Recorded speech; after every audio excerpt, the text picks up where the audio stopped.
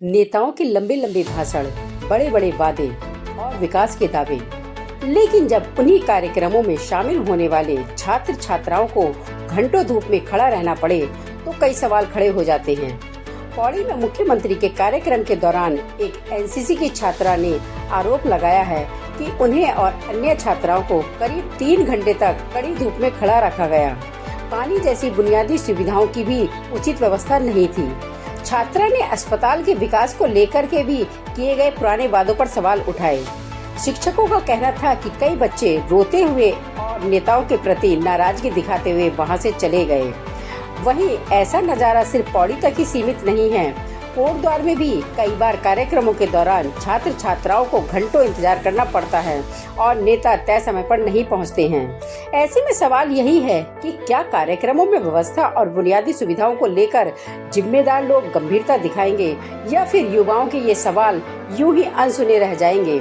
नेताओं के कार्यक्रमों में क्या कार्यकर्ता भीड़ जुटाने में नाकाम हो रहे हैं, जो स्कूली बच्चों को बुलाकर उनका शोषण किया जा रहा है और भीड़ दिखाने के लिए बच्चों को घंटों धूप में खड़े रखा जा रहा है। ऐसे सवाल उठना लाजमी है। कार्यक्रम करवाने वालों की जिम्मेदारी भी बनती है। स्कूली बच्चों को भीड़ का हिस्सा ना बनाएं। कार्यकर्ताओं की नाकामी बच्चे क्यों झेलें? हम इतने दिन से प्रिपेयर कर रहे थे सलामी के लिए, वो भी यहाँ पे नहीं हुई। हम मतलब इतने प्रैक्टिस करते हैं इस चीज़ के लिए और वो चीज़ यहाँ पे हुई भी नहीं परफॉर्म। और तो ये तो सही नहीं है ना। वो खुद लेट आते हैं कई बार और फिर हमारी प्रैक्टिस सारी बर्बाद जाती है। किसकी लापरवाही है इसमें?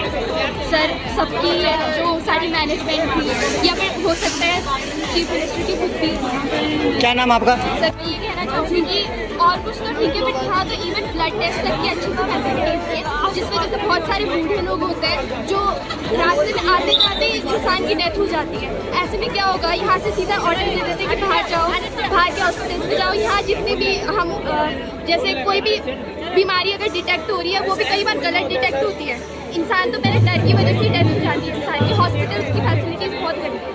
मैं तो ये कह रही कि हमारे बच्चे स्कूल के बच्चे वो सुबह से 8 बजे से आ रहे, परेड की तैयारी कर रहे। यहाँ उन्होंने परेड करी, झांकी करनी थी और उनकी झांकी पूरी देखी भी नहीं गई और उन्होंने मतलब थोड़ा सा रहे बस उनको भगा दे रही कि चलो चलो निकलो निकलो निकलो निकलो यहाँ से।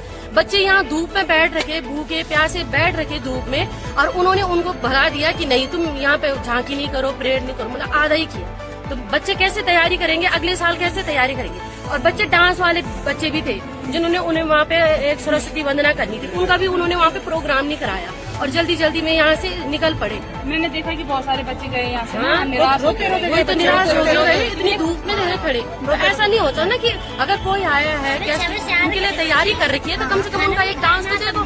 बच्चों ने इतनी तैयारियां कर रखी है ना और बच्चे निराश होकर चले गए। यहाँ तो बोला है मत की तैयारियां कराओ भाई। बच्चे गर्मी की छुट्टी पड़ रही है, हमारे बच्चे स्कूल में वहाँ तैयारी करने जा रहे है ना। गर्मियों की छुट्टी में भी कोई पानी की व्यवस्था नहीं है। पानी, बच्चे भूखे प्यासे धूप में यहाँ बैठ रखे कि अभी होगा डांस, अभी होगा, नहीं हुआ, कुछ नहीं हुआ। तो अच्छा नहीं है ना ये।